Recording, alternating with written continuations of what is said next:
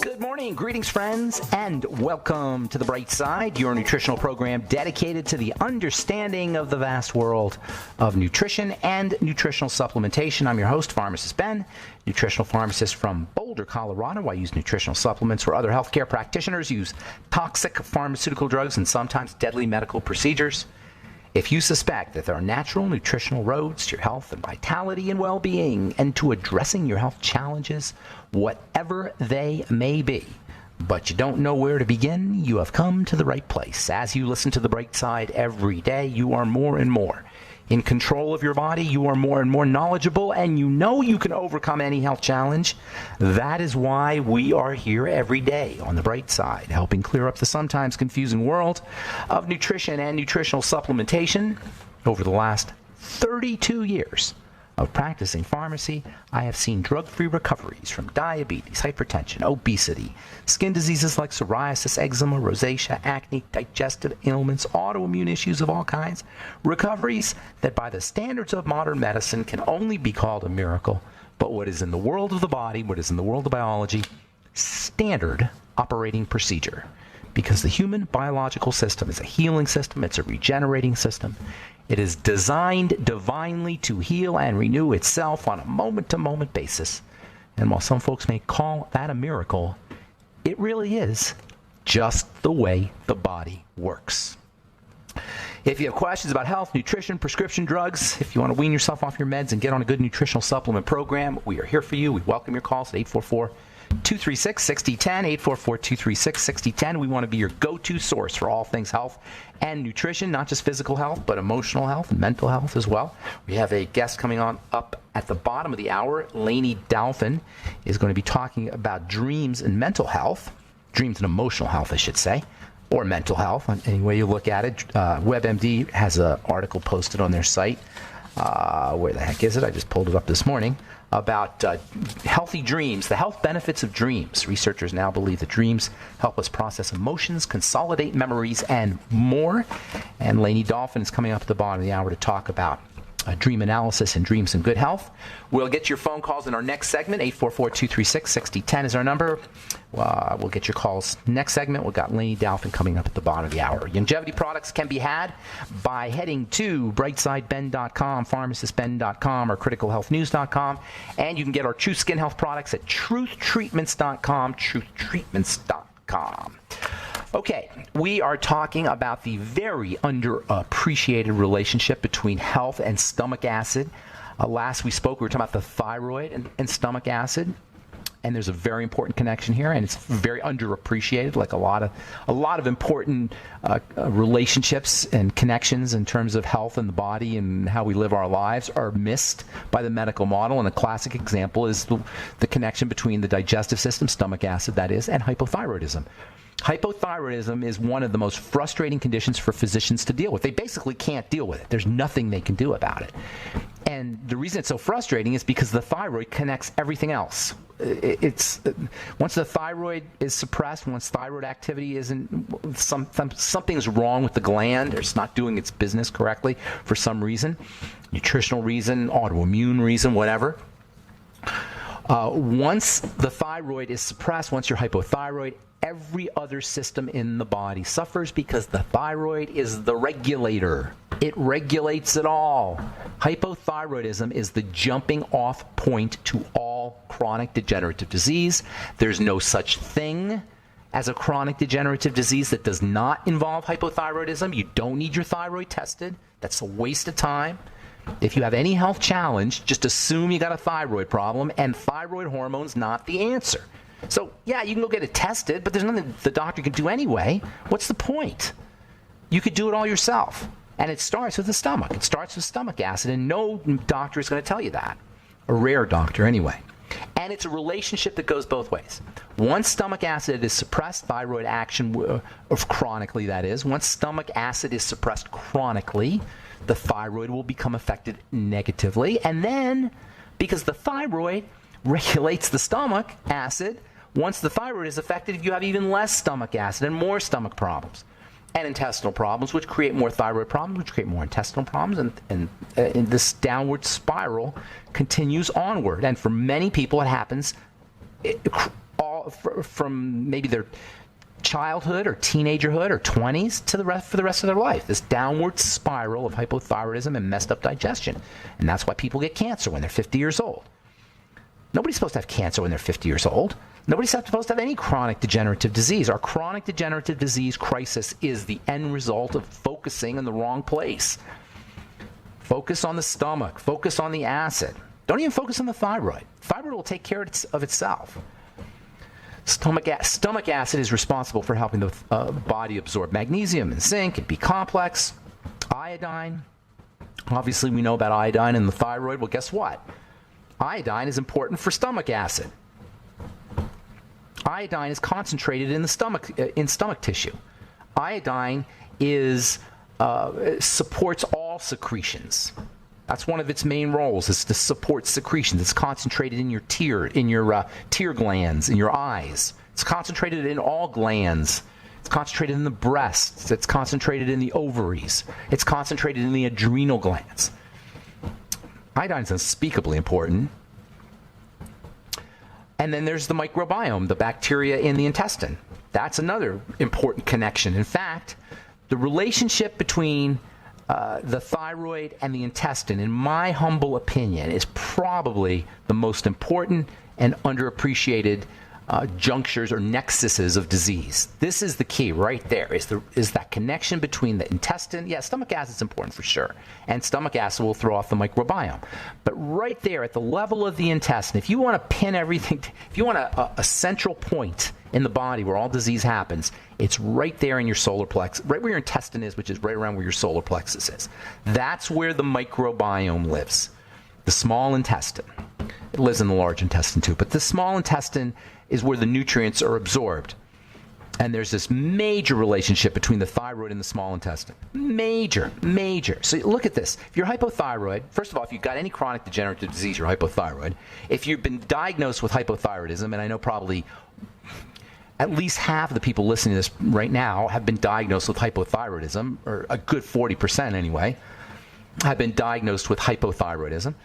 If this is you, you know good and well that there's nothing the doctor can do. If this is you, you have to focus on the intestine and the stomach. That's the key. And by the way, we started this whole conversation talking about estrogen, right? Well, guess what? Because estrogen and the intestine are related, once all this thing goes awry, you're going to be more prone towards estrogenic diseases. You're going to be more prone towards autoimmune disease. Once this whole thing at the level of the stomach and the intestine, the stomach acid and the microbiome, and it's all connected, once this thing starts to get messed up, you are going to be at higher risk for all estrogenic diseases. Not even diseases, estrogenic health challenges. Estrogen, the hormone estrogen, so-called female hormone, gets a lot of bad press because it turns out that there's an estrogenic component to all chronic degenerative disease.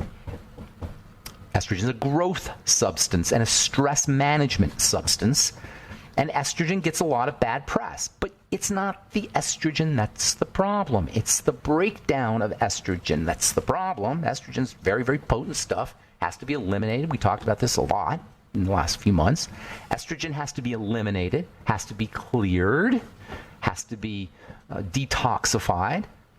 And when something's going wrong with the intestine and the stomach, that's not going to happen. So if you have an estrogenic health challenge, that is, it's everything from breast cancer to PMS to infertility issues to autoimmune diseases, if you have anything that involves estrogen, if your doctor has told you it involves estrogen, focus on digestive health. I know I'm saying this over and over and over again.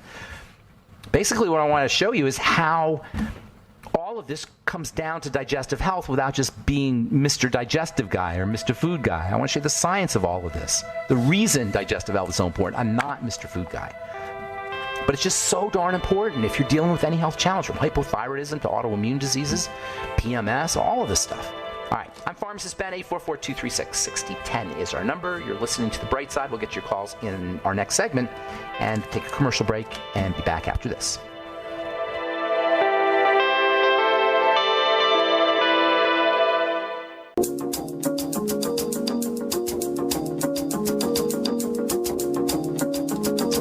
Okay, we are On the bright side, 844-236-6010 is our number. Longevity products are available at brightsideben.com, pharmacistben.com, and criticalhealthnews.com. We've got news stories, blog posts, videos, lots of good health information, all the longevity products, and a Join the Team link that you can click on at brightsideben.com, pharmacistben.com, or criticalhealthnews.com if you want to start a longevity business. If you're an entrepreneur and you want to be in the health business, you want to help people at the most basic level there is, which is the level of good health and wellness. Nothing else matters if you don't have your good health, and if you haven't supplemented, if you don't know anything about nutritional supplements and you get on the Beyond Tangy Tangerine, that is nothing less than life-changing for the vast majority of people. And the vast majority of people, believe it or not, still don't know about the importance of a good nutritional supplement program. So if that sounds like a good business opportunity to you, and it certainly is a good business opportunity, if nutrition has helped you in your health and your loved one's health, and you want to pay it forward, please click on the Join the Team link at brightsideben.com, pharmacistben.com, or criticalhealthnews.com, and join the Brightside Ben team. You can also, of course, get your products at the wholesale price if that's what you like at brightsideben.com, pharmacistben.com, and criticalhealthnews.com. Just click on the Join the Team link. All right, 844-236-6010 is our number. We got a guest coming up at the bottom of the hour. Lainey Dolphin's going to be talking about dreams and emotional health, so we'll get your phone calls this segment. 844-236-6010. Good morning, Elaine. What's going on? How you doing? Hey, good morning. I'm just getting over a cold, so I'm a little bit plugged up, but I have to confess, it's the first cold I've had in 3.5 years, and that's when I started the Tangy Tangerine. Interesting. Yeah, so what did you do different? You must have done something different. Yeah, I don't. I got to stop sharing drinks with my daughter. I know that's not a good that's plan. What it is? But, I don't know. So what's going on? How can we help you, Elaine? Yeah, I was just going to say, prior with my lupus, before taking Tangy Tangerine, I would fight probably 6 to 8 colds a season. Wow. So now you're down to one every 3.5 years. I can't complain at all. That's good. So That's good. A little bit up, but yeah, I was going to ask if you have ever heard of, his name is Dr. Robert Cassar. No, does not sound familiar. Tell me about it. Cassar. So yeah, I was just seeing if you knew about him. He's very, very interesting. What kind of doctor is he? He is a chiropractor that was in a really bad auto accident in 1997. Okay. Anyway, basically, he did a lot of health changes. He's basically like you on steroids. Oh, no. He's got, I think, over 300 hours of YouTube tutorials. Wow. Okay. And a lot of the same things that you do. Okay. Thank you for sharing that. I will definitely be looking into him. Yeah, he talks a lot about fulvic acid, putting... Oh, really? Yeah, putting that in your drinks and... Oh, my goodness. Okay, that's good to know. Really distilled water. I'm a big fan of Fulvics, that's for sure. Okay, and then he talks a lot about parasites in the body, so... Well, there are parasites in the body, but there are a lot of good parasites. Do you know there's good parasites? No, tell me more. Yes, there's good parasites in the body. The body parasites are part of the natural microbiome. A parasite is something that lives off of us, basically. That's the definition of a parasite. And we just assume that they're all bad. They're not all bad. They're part of the natural part of the microbiome. However, the wrong kind of bacteria, the wrong kind of fungus, the wrong kind of yeast. Yeast are also part of the microbiome. Or they call it the mycobiome, and so all of these things they live symbiotically with us. Now, that's not to say that there's not virulent, dangerous parasites. That's true, but we got to understand the whole the nature of of what's actually inside the body. So when you hear parasites, people talk about parasites. I've got parasites. I don't know if it's the parasites themselves or it's the balance of the microbiome and the parasites and the mycobiome and all the other things that live within us. We're like this cooperative inside the body, and all of these things live together. It's when they're out of balance that's the problem. The wrong ratios and the wrong proportions. That's the problem. But yes, there are functional parasites inside the body. Absolutely. Okay, great. Thank you. All right. One last question. You spoke a week ago or so about a book on cancer and the spontaneous remissions. Yes, it's just called Spontaneous Remissions. That's all it's called. And it's a great book. It's not an easy read or anything like that, but it's good for people who are dealing with cancer themselves personally or somebody they know or love. It's a great book to demonstrate how these things occur, and they occur a lot. It's case studies of people who have had spontaneous remissions is what it is. Okay. So, yes. Yeah, author. It's just case studies. It's not an author. It's just a bunch of studies. Okay, good. Thanks so much for your call. Thanks for that tip on Dr. Cassar. I'm going to definitely look into it. All right. So, yes, I hope doesn't freak anybody out when I say there are fungi and protozoa and various parasites that live in the body, and many of them are just part of the microbiome, and they may be beneficial, actually. There's a really neat article in the journal Trends in Parasitology that talks all about this. Anyway, 844-236-6010 is our number. Let's go to Shauna in Idaho and say good morning. What's going on, Shauna? Hey, Ben. Hey. I've got a young girl that's going to get married to my boy who has IgA deficiency, and the doctor has her on antibiotics daily. She also has GERD, reflux stuff, Focus on the gut, Shauna. Focus on the gut. The GERD, the antibiotics are destroying her digestive system. It's going to make things worse. I mean, when I hear stories like this, I don't know what to say. It's just so ludicrous to me that a doctor would do something like that. But what are you going to do? This is the world we live in. Caveat emptor. Let the buyer beware. How do we educate the doctor? I don't educate the doctor. I don't care about the doctor. I educate the patient, and the patient 50% of the time will listen and 50% of the time won't. So she's already said she believes in her doctor, so I'm going. Then that's Shauna. You know what? That's a candidate for the Darwin Awards. And if you don't know what that is, Google it. So I don't know what to tell you. The Darwin Awards. Okay. People who do that, and I don't know what else to say. I don't know how else to put it. I don't know why people would go to the doctor and just, willy-nilly do whatever the doctor says. If the doctor's smart and clever and understands things, that's one thing. But to give somebody an antibiotic every day, to take them for the rest of the, chronically, that's just beyond idiotic. I don't know what to say. I want to get one more call in here. Thanks so much, Shauna. God bless you. All right, let's say hello to Truth Raider. You get the last word, buddy. What's going on? Good morning, sir. Well, I got a lot of amoebas and spirochetes floating around in my system that are keeping me going, having a symbiotic relationship there going. Okay. Today I like to talk about reminiscing the 5 years, all the 5 years of calls. Remember how it was from the beginning, how I was until I am today? Yeah. I guess you can call it a history of success, reminiscing a success story, I guess you can call it. Well, so what do you got? 30 seconds here. What are you saying? That you're doing really well? Or your health has changed?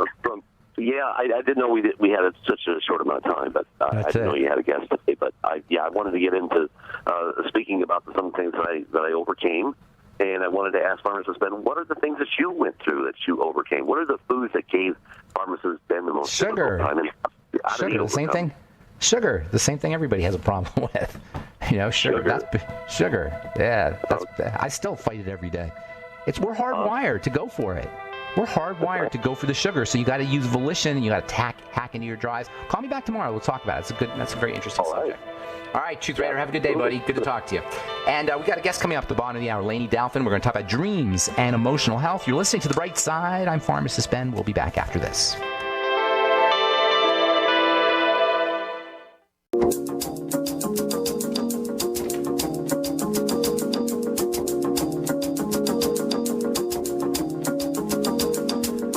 On the bright side, I'm Pharmacist Ben. Thanks for joining us. We're on the air Monday through Friday, 8 to 9 Pacific and 10 to 11 Central Time, 24/7 on the archive pages at benfuchsarchives.com and brightsideben.com. If you miss a program, they're all up, and you can review programs that you missed, or you can use our search engine if you have specific subject matter you'd like to research. Got search engines at benfuchsarchives.com and brightsideben.com. And all the longevity products are available at brightsideben.com as well. Our skin health products are up at truthtreatments.com. And I think that's all I want to tell you about that, because we have a guest coming up. I'm very excited to speak to Lainey Dalphin. Her books are Have a Great Dream, the regular version of the book, or the informational version, and then she's got a workbook as well, Have a Great Dream. Lainey's been doing dream interpretation at least since 1997. She's founded the Dream Interpretation Center in Montreal in 1997. She's a lecturer and she uses insights from Freud and Adler and Jung and Fritz Perls, Gestalt Psychology. I just read that here. I love Fritz Perls. So we're going to talk about dreams and good health, specifically good emotional health. We talk a lot about physical health in this program a lot, but as you know, the physical is the end result of the spiritual, mental, and emotional, and there's a very important relationship between dreams and emotional health. Please welcome to the bright side, Lainey Delphin. What's up, Lainey? Hey, Ben. Thanks for inviting me. Thanks for having me, or having us. Thanks for being here, is what I mean to say. So tell me a little bit. We talk about health on this program. We talk about physical health on this program. So what's the connection between dreams and mental and emotional well-being? Well, I guess the first most important thing I can say that people don't realize, but the dream is the conversation that you are having with yourself concerning a very specific current issue that you are attempting to problem solve. It's at the first level, like before we go deep here, at the first level, it's something that either happened to you yesterday or something that you thought about yesterday that triggers tonight's dream. Mm-hmm. And I'm here to give you the great news that the solution to the problem that you're trying to work out, of course, comes to you in your unconscious before it gets to your conscious. So if you understand what the heck you're trying to say to yourself, and that's what I do, I teach the language of metaphor, you can propel your problem-solving skills because you get it faster. So if you're not happy in your job, you know, you might, if you don't remember your dreams and you don't know how to analyze them, you're going to get to quitting that job anyway, but it might take you a month or two, and if you know how to analyze the dream, you're definitely going to move matters along a lot faster. So during the day we have problems, and some of them we know we have and some of them we don't know we have. In other words, they're not in our conscious mind. So becoming aware of what's percolating in your unconscious, I always thought it could be very helpful, especially if you're sick, especially if you're dealing with an autoimmune disease, seemingly some spontaneous illness that just sort of appeared. It could be something that's going on in your emotional life or mental life that you don't know about, but it's coming out symbolically in your dreams. And if you understand symbols... And I call that, what you just described, I call it welcome to the human race. Because consciously we are adept at hiding, lying, avoiding, and sweeping. This is what it's called, the human condition. But your unconscious never lies to you. So if somebody hurt your feelings today and you say, oh, no, he didn't really hurt my feelings, but they really did. He's got problems at home, and you make excuses and deny what's really happening, your unconscious is never going to deny it. It's going to appear, and if someone hurts your feelings, then probably your dream is going to overreact. It's going to be the overreaction to your waking life underreaction. So if you were saying, that person didn't hurt my feelings, it didn't bother me, Lainey, then tonight you'll go to sleep and you'll dream about something that really hurt you, and that would be the polarity that the dream creates in order to try and get you in touch with the fact that you were a little bit hurt. So in other words, a dream that you have where you're hurt is somehow the dream it's somehow the reflection of something that happened mentally to you where you were hurt during the day and you were denying it. Exactly, and further, that you may not have acknowledged. So it's not about necessarily events, it's about your responses or your feelings that are associated with those events. Yes, definitely, and I can just go right deep, right fast, so that there's two really important things that I want to say.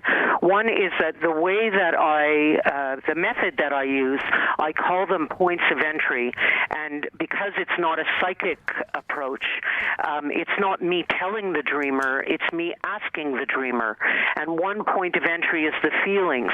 How did you feel in the dream? And maybe the dreamer will say, well, I felt very hurt, and then I'll come outside the dream and ask, well, what do you think happened in your life this week that made you feel in a similar way? And sometimes it's the action. That's another point of entry where you hear people say something like, I was trying to run, but my feet weren't working. And that would inspire me to ask the dreamer, what do you think is happening this week? Is there a situation that you're trying to run away from? And is this dream, your unconscious, giving you a rehearsal about staying still? Or have you been staying still for something that it would be appropriate for you to run away from? So there's different points of entry like that. It's exactly like doing a puzzle. You try one piece, like the feelings or the action or the symbols and metaphors or play on words and puns. You try different pieces of the puzzle, and if one piece doesn't work, it's good because you've got a bag of tricks and you can go to another point of entry. So what do you do? What does somebody do once they realize?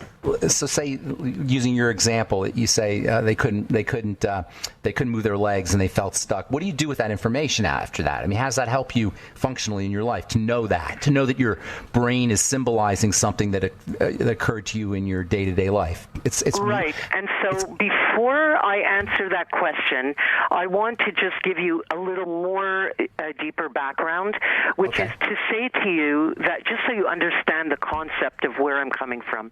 Okay. When we are born whole. We come into the world with a plethora of potential. So we could be selfish and giving. We can be shy or assertive, a hero or a chicken. Maybe you're a comedian in your family of origin. Maybe you're a more serious person. And so we become, the people that bring us up teach us that it's better to be one way than another way. And so we become what Pearls called over-invested in certain aspects of our personality and under-invested in others. So, in other words, our under-invested parts are the same as what Carl Jung would have called your shadows. Wow. And your over-invested parts are what your persona. Freud would have called repetition compulsion. It's like your knee-jerk reaction. Got it. And so I like to call these parts of yourself over and under-exercised parts. Hang on to that thought. Lainey, I love it. Hang on to that thought, though. We got to take a commercial break. Don't go away, okay? Okay. Okay, we'll come back and we'll talk about overexpression, I think is what she said. I got to remember that. All right, we're talking to Lainey Dolphin. Her books are Have a Great Dream. You're listening to The Bright Side. We'll be back right after this.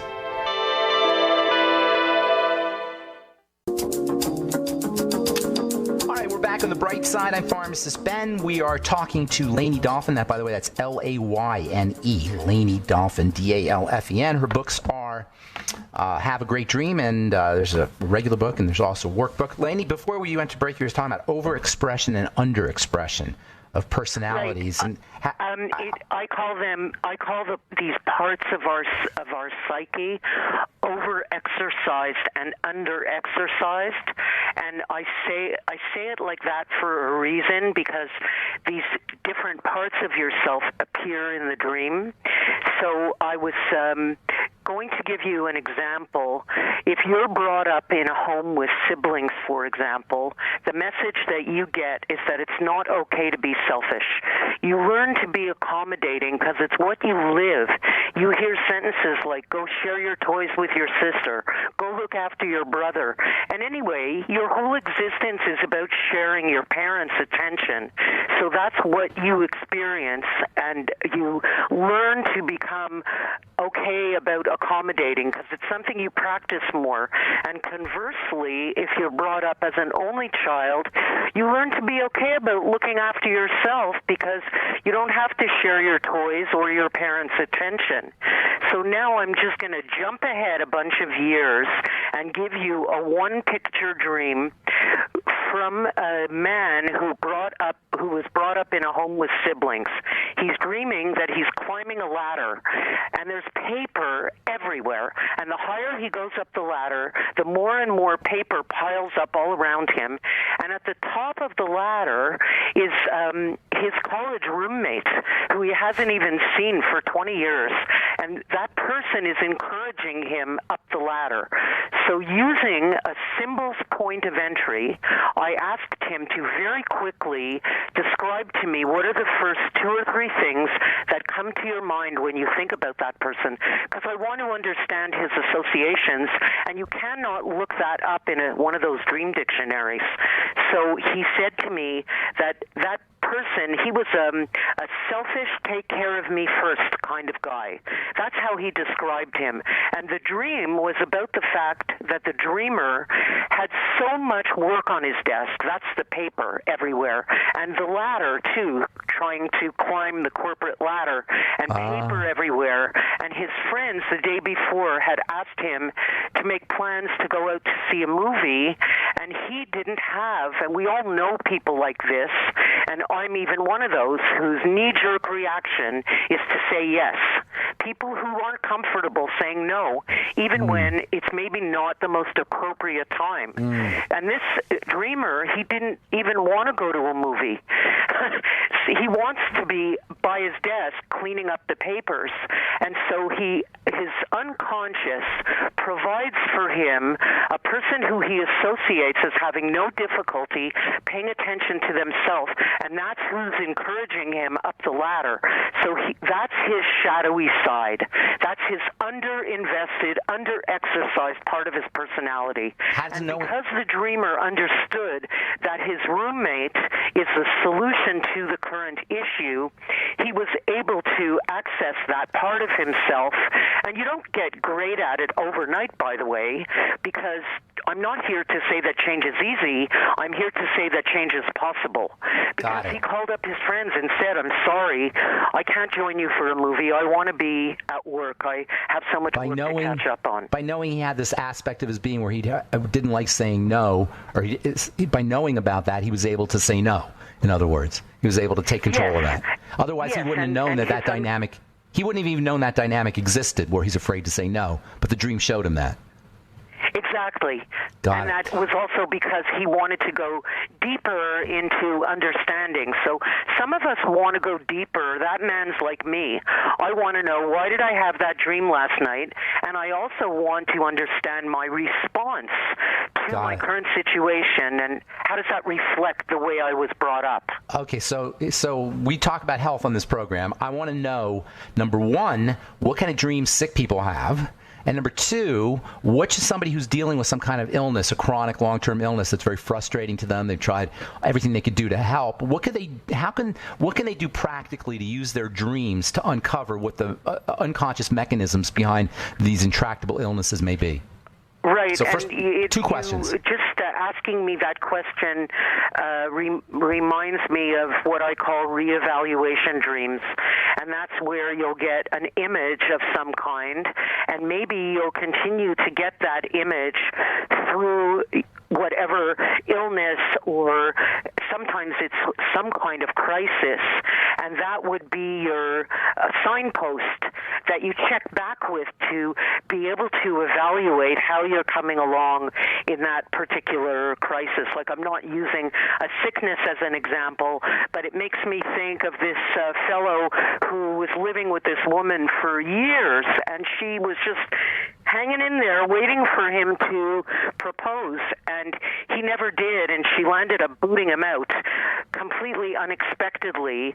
And then he started having a series of hurricane dreams where he's on a ship and he's grabbing for some jewels because the ship is turning all over the place. And, got it.